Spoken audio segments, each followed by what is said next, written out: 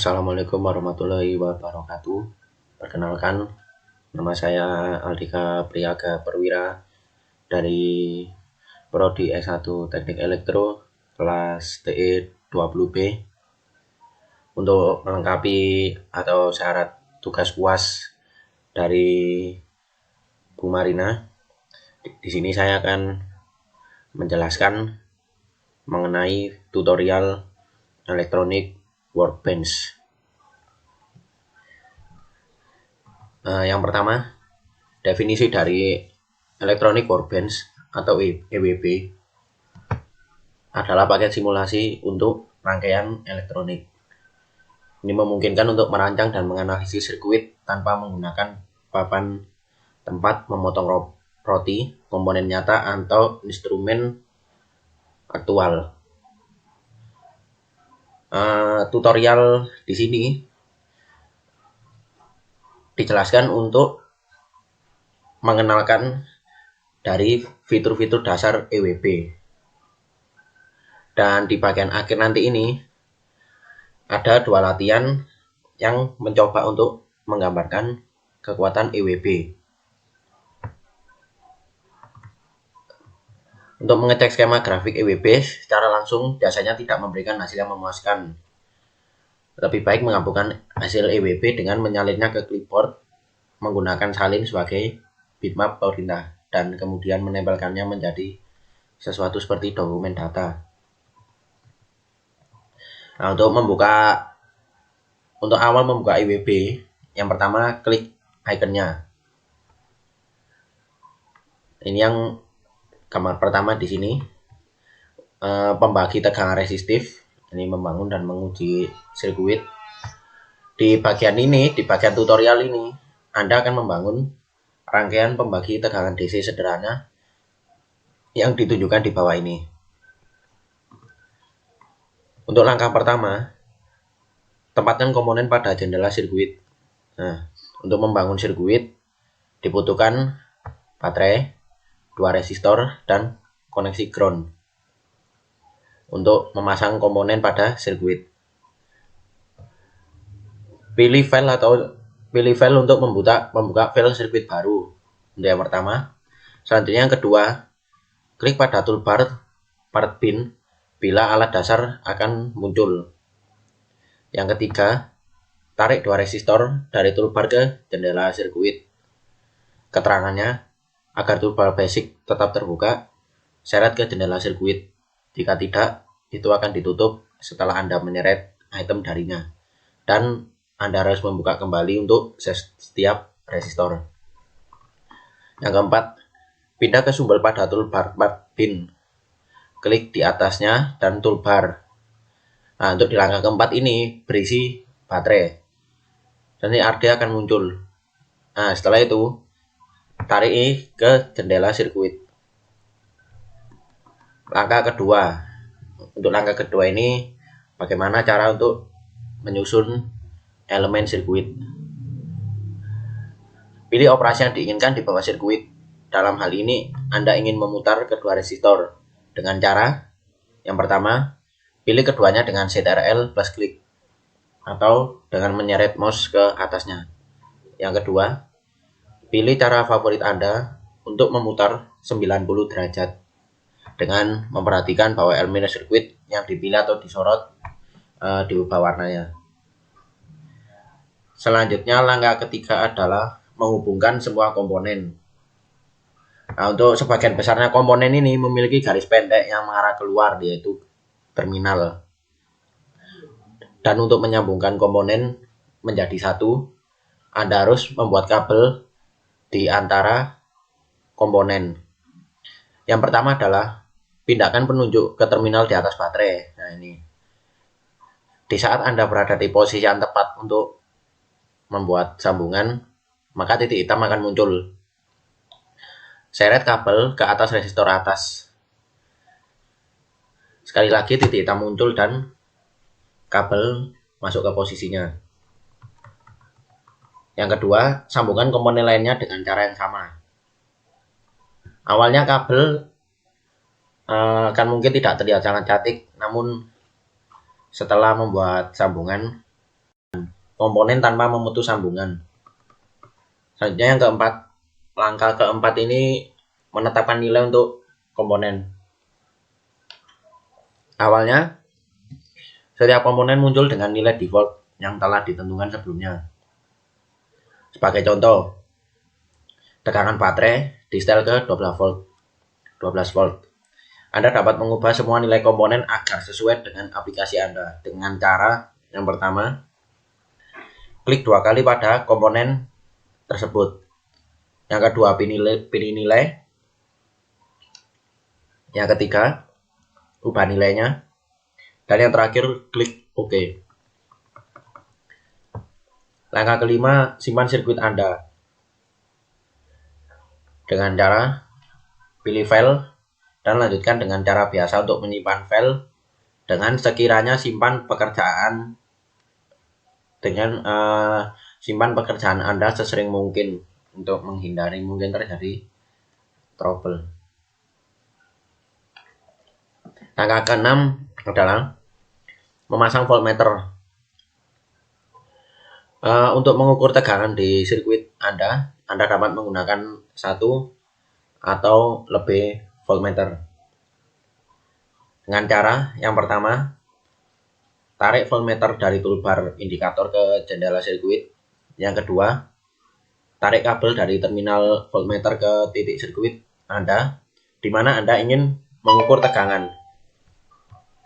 Yang ketiga, aktifnya sirkuit dengan mengklik saklar daya di sudut kanan atas jendela EWB. Voltmeter tidak terhubung ke titik frekuensi. Voltmeter sendiri fungsinya sangat mirip dengan multimeter genggam di lab. Anda dapat mengukur perbedaan tegangan antara pasangan titik dimanapun di sirkuit. Selanjutnya, langkah ketujuh ini lakukan perubahan dan penambahan. Dengan cara yang pertama, tambahkan ampermeter ke rangkaian untuk mengukur arus yang melalui resistor.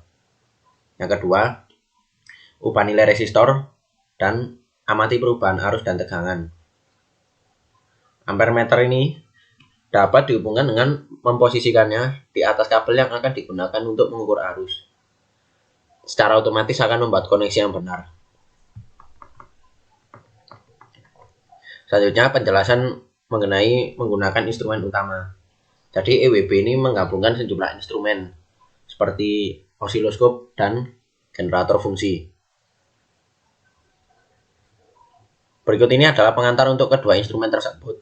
Untuk menyelidiki secara singkat generator fungsi buat sirkuit di bawah ini. Ini sebagai gambar kedua, generator fungsi dengan tampilan bar graph. Yang pertama adalah seret generator fungsi ke jendela sirkuit. Selanjutnya, yang kedua, klik 2 kali pada generator fungsi. Anda dapat mengubah pengaturannya seperti bentuk gelombang, amplitudo sinyal, dan frekuensi sinyal. Selanjutnya yang ketiga, generator fungsi memiliki 3 terminal, min dan plus. Hubungan yang umum ke terminal ground. Yang keempat, dapatkan 2 probe merah dari toolbar indikator. Hubungkan mereka ke plus dan terminal min dan aktifkan sirkuit. Yang kelima, dapatkan 2 bar graph yang diterjemahkan menampilkan membentuk toolbar indikator.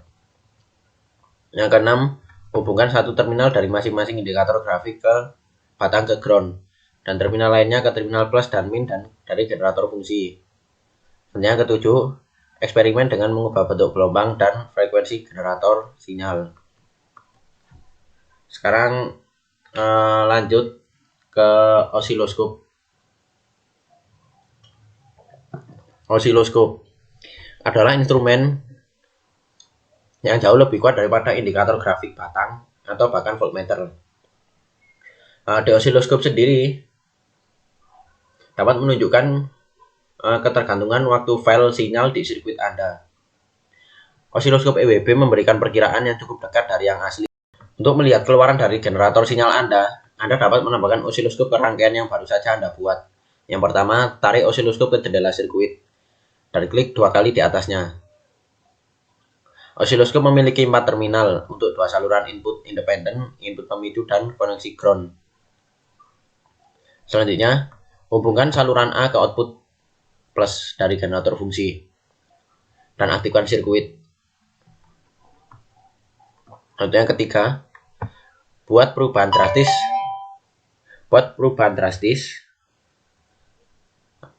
pada amplitudo dan frekuensi sinyal dan sesuaikan sensitivitas dan pengaturan basis waktu sehingga Anda masih mempertahankan gambar bentuk gelombang yang mudah ditafsirkan dalam layar osiloskop. Ini seperti ini gambar keempat untuk menyelidiki sinyal dari fungsi. Ini dua ini.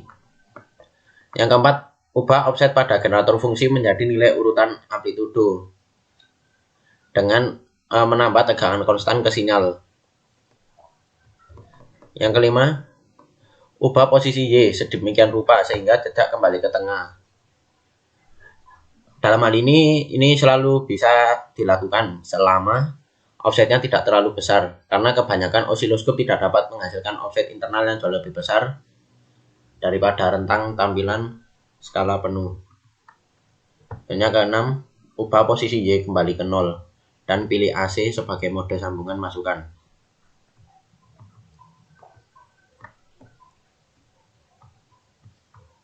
Selanjutnya, ada 2 soal, 2 latihan yang bertujuan untuk menunjukkan kekuatan IWP. Nah, ini selanjutnya sirkuit LRC. Yang pertama, pasang sirkuit yang ditunjukkan di bawah ini dan aktifkan. Setelah Anda mencapai sesuatu yang mirip dengan gambar keempat, ubah nilai resistor redaman. Lihat nilai dari 100 ohm hingga 100 kilo ohm. Bisakah Anda menjelaskan pengamatan Anda? Ini gambar kelima mengemudi sirkuit RLC dengan gelombang persegi. Dalam latihan ini, kami telah menggunakan pemicu eksternal untuk menstabilkan gambar osiloskop. Mungkin diperlukan sebuah bingkai untuk mencapai perilaku kondisi mapan.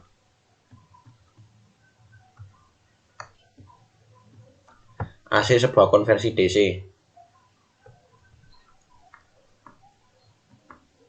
Ini gambarnya. Menggunakan dioda untuk memperbaiki gelombang sinus. Perhatikan, kami telah menggunakan offset posisi Y pada ruang lingkup untuk memisahkan jejak saluran A dan B. Anda hanya memiliki tegangan positif di resistor. Ketika tegangan input negatif, tegangan output 0, namun Anda menyadari bahwa ini bukanlah yang Anda inginkan.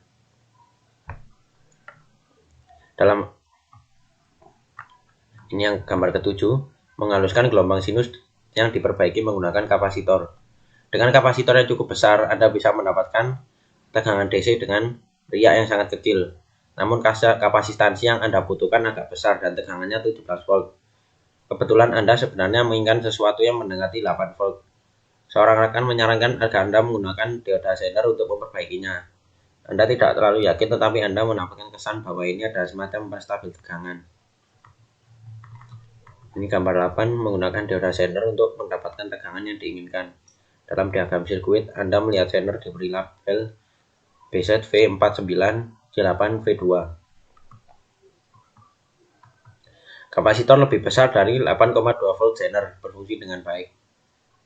Namun ketika kapasitor melepaskan daya di bawah 8,2 volt, dioda Zener tidak dapat membuatnya lebih dan berhenti menstabilkan tegangan. Agar rangkaian berfungsi, tegangan pada kapasitor harus lebih dari 8,2 volt sepanjang waktu. Pada bagian 2 dapat dilihat bahwa ini membutuhkan kapasitor yang lebih besar. Ini menggunakan osiloskop untuk memeriksa berbagai tegangan di sirkuit untuk membuat perbandingan antara saluran A dan B. Setelah menyesuaikan kapasitor, Anda mungkin tertarik pada seberapa konstan tegangan DC sebenarnya. Pada Ketika mencoba untuk pergi ke sensitivitas yang lebih tinggi, jejak akan berpindah dari layar karena hanya tertarik pada osilasi di sekitar nilai konstan 8 volt. Maka dapat dialihkan salah satu saluran Anda ke mode AC. Ini menghilangkan bagian DC dan memungkinkan untuk melihat fitur-fitur kecil. Nah, ini di gambar ke-9 memeriksa ukuran riak pada tegangan DC. Perhatikan bahwa di sini kami telah menghubungkan kedua saluran ke titik yang sama. Channel A diset untuk DC 5 volt per div. Monitor tegangan DC. Channel B setel untuk AC 10 mV per div, melihat riak kecil karena sulit untuk memicu dari tegangan yang hampir konstan.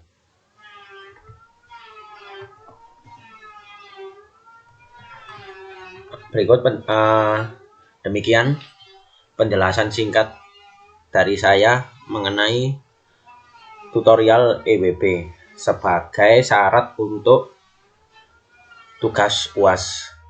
Apabila ada kekurangan dari saya, mohon maaf yang sebesar-besarnya, akan saya perbaiki dan akan saya pelajari lebih dalam lagi.